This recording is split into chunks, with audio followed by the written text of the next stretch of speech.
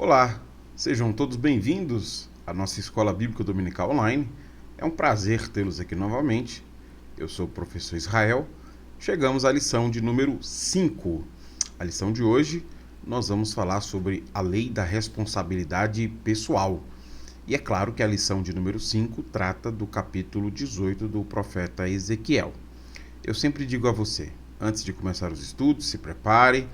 E se precisar, aperte pause no vídeo, assista novamente. Não deixe de vir aqui embaixo no link da descrição para fazer a aula atividade, para verificar o seu aprendizado. Tudo bem? E eu aguardo você na próxima aula, então sempre retorne aqui para mais um momento de aprendizado. Como eu antecipei, o texto que nós vamos estudar hoje é o profeta Ezequiel, capítulo de número 18. O capítulo 18 de Ezequiel, ele está dividido em 3 versículos que eu quero chamá-los aqui de versículos chaves para a gente compreender o capítulo. Eu não vou ler, se você desejar apertar pause e fazer a leitura, porque durante a aula a gente retoma esses textos e aí a gente faz a leitura. Mas se você fizer a leitura, você vai perceber o seguinte: o que nós vamos ter em Ezequiel 18 vai ser uma disputa que vai acontecer em torno do que significa dizer que Deus é justo ou não, ou uma compreensão sobre a justiça de Deus, e é sobre este assunto que o capítulo 18 vai tratar. Para auxiliar a minha aula de maneira que a gente consiga absorver este conteúdo, eu quero dividi-la em 4 sessões diferentes. Na primeira sessão, eu quero falar sobre o debate do profeta Ezequiel. Na segunda sessão, a contratese do profeta Ezequiel. Na terceira sessão, a exposição de Ezequiel. E concluir com 2 rápidas aplicações, eu acho que serão essenciais para todos nós. Tudo bem? Bom, a primeira sessão é sobre o debate do profeta Ezequiel. E por que eu estou chamando de debate? Para quem não sabe, o debate é um estilo literário comum em textos de profecias do Antigo Testamento. Quando um profeta escrevia o seu texto e utilizava esse estilo, o estilo literário do debate, aquele texto assumia então uma forma de um diálogo imaginativo, ou seja, é como se ele de fato tivesse feito um debate com alguém, estivesse conversando com alguém. Então, esse é um estilo que é muito utilizado pelos profetas e que o capítulo 18 tem esse estilo. Qual que é a estrutura básica de um debate? Um debate, ele tem uma declaração, logo em seguida há uma argumentação e conclui-se com uma refutação. Perceba que aqui em Ezequiel 18, a declaração vai ser feita por meio da citação de um provérbio popular. O versículo 2 traz a declaração, que é o provérbio que sintetiza a sua crença sobre a justiça de Deus. A argumentação do profeta vai acontecer no versículo 3 e 4, que é uma contratese que o profeta apresenta a maneira como eles compreendem a justiça de Deus. E por fim, há uma refutação final, e essa refutação aqui vai acontecer por meio de uma exposição do versículo 5 até o versículo de número 18. Então perceba que nós temos bastante coisa dentro deste debate. O capítulo 18, então, vai ser um capítulo muito importante para nós compreendermos sobre a justiça de Deus, porque vai ser feito um debate para contrapor a compreensão que aquelas pessoas tinham sobre o que é e o que significa dizer que Deus é justo, o que é a justiça de Deus. Qual que era a compreensão que aquelas pessoas tinham e que às vezes pode ser a compreensão de muitas pessoas dos nossos dias? Bom, a compreensão que elas tinham sobre a justiça de Deus é resumida por um ditado, por um provérbio que o profeta cita aí no versículo de número 2. Por que vocês citam este provérbio a respeito da terra de Israel? Os pais comeram uvas azedas, mas os dentes dos filhos é que estragaram. Então, qual que é a ideia, qual que é a tese deles? A tese deles, a ideia deles é: os filhos colhem o resultado das ações dos pais. E eles têm essa ideia para justificar por que eles estão sofrendo. Nós estamos passando por isso, porque é decorrência das escolhas e da maneira como viveram os nossos pais. Os nossos antepassados pecaram e nós estamos colhendo as consequências dos seus atos. Então, nesse momento a gente percebe que eles não estão levantando uma acusação contra Deus. Eles estão, pelo contrário, falando que aquelas circunstâncias são consequências pela maneira como viveram os seus antepassados. Essa é a tese dela. Então o debate começa com a apresentação da tese e a compreensão que essas pessoas têm. Na segunda sessão dessa aula, eu quero exatamente apresentar a contratese do profeta, a maneira como ele vai dizer que esta compreensão está errada. Ele faz isso, versículo 3 e versículo 4. Tão certo como eu vivo, diz o Senhor soberano, vocês não citarão mais este provérbio em Israel, pois todos me pertencem, tanto pais como filhos. Aquele que pecar é que morrerá. Por que é que o profeta está dizendo que essa tese não deve mais ser dita? Por que ele apresenta uma contratese tão emblemática como essa? A citação dele é a seguinte: todos me pertencem, tanto pais como filhos. Aquele que pecar é que morrerá. Essa é a contratese do profeta. E o que ele está dizendo para a gente é o seguinte, existe um senhorio de Deus sobre a vida de todas as pessoas. Por isso, não há esse fatalismo pré-determinado que vocês pensam, eu estou colhendo as consequências do que os meus antepassados fizeram. Você está colhendo as consequências dos seus próprios atos. Porque você está vivendo no seu tempo e as consequências do seu tempo, das suas escolhas, da sua maneira de viver. O Senhor é Deus sobre todos. Ele não era Deus só dos seus pais e, como consequência aos que os seus pais fizeram, você vai levar isso para o resto da vida. Então, com essas palavras, ele está substituindo aquela ideia que havia nos seus dias, que as pessoas compreendiam uma certa culpa coletiva. Eu colho aquilo que os meus antepassados fizeram. Então o profeta deixa muito claro para nós que não é este o ponto. O que há, na verdade, é uma responsabilidade pessoal. Aquilo que você faz, você é responsável por isso. Se você comer uvas verdes, pegando aqui a linguagem dele, o que vai estragar são os seus próprios dentes. Então, a linguagem deles era: os nossos dentes estão estragados porque os nossos pais comeram uvas verdes. O profeta: não é verdade.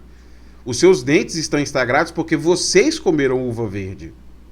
Não é consequência do que as gerações passadas fizeram.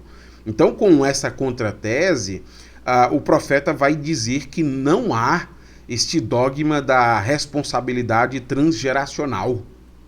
Não acreditem nisso. O que é essa responsabilidade transgeracional?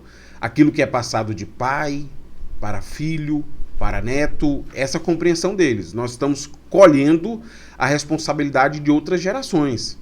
E o profeta diz que, na sua contratese, que isso não é verdade. Na terceira sessão dessa aula, nós vamos ter então o momento em que o profeta faz a sua exposição, onde ele desenvolve este argumento. E para desenvolver este argumento, ele vai descrever 3 casos hipotéticos, pegando este elemento transgeracional. Então ele vai pegar uma geração a partir do seu desenvolvimento, o pai, o filho e o neto. E ao final de cada um desses casos que ele vai criar, desses casos hipotéticos, ele mostra o resultado pela maneira como a pessoa viveu. Nós não vamos ter tempo para ler todos esses textos, mas o primeiro caso é o caso de um homem que é justo e íntegro. O profeta cita este homem no versículo 5 até o versículo 9, e no final do versículo 9 o profeta diz o resultado por ele ter vivido de forma justa e íntegra. Ele diz assim: quem age deste modo é justo e certamente viverá, diz o Senhor soberano. Então ele está desenvolvendo o argumento de que cada um colhe pelas suas consequências. O primeiro caso, um homem bom e justo. No segundo caso, você tem o filho deste homem bom e justo. O filho deste homem bom e justo é um ladrão. E aí no final do versículo 13, porque este ladrão vai ser mencionado do versículo 10 ao 13, no final do versículo 13 vai mostrar as consequências do filho deste homem bom e justo. Será que ele vai ter uma vida boa porque o seu pai era bom e justo? O versículo 13 diz: ele será responsabilizado e morrerá. Ou seja, a maneira boa e justa como viveu seu pai não passou para ele como uma consequência de vida. E aí ele coloca a terceira geração, por isso transgeracional. A terceira geração é o neto.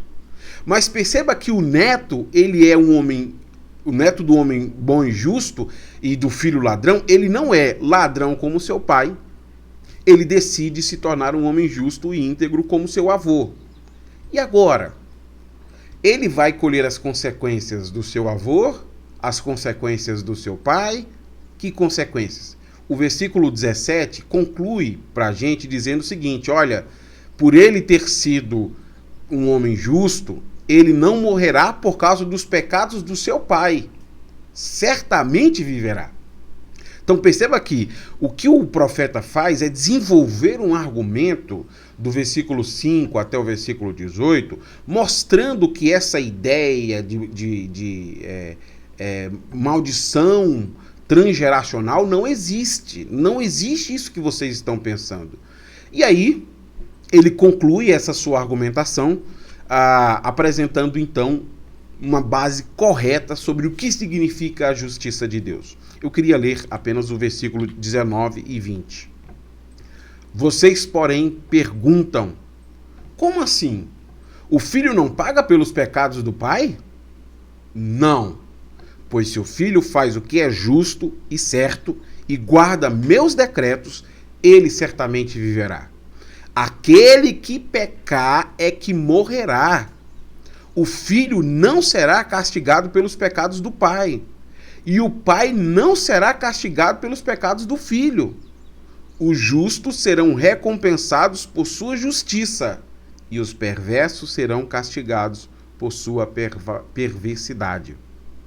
É muito interessante observar a reação natural daquelas pessoas. Como assim?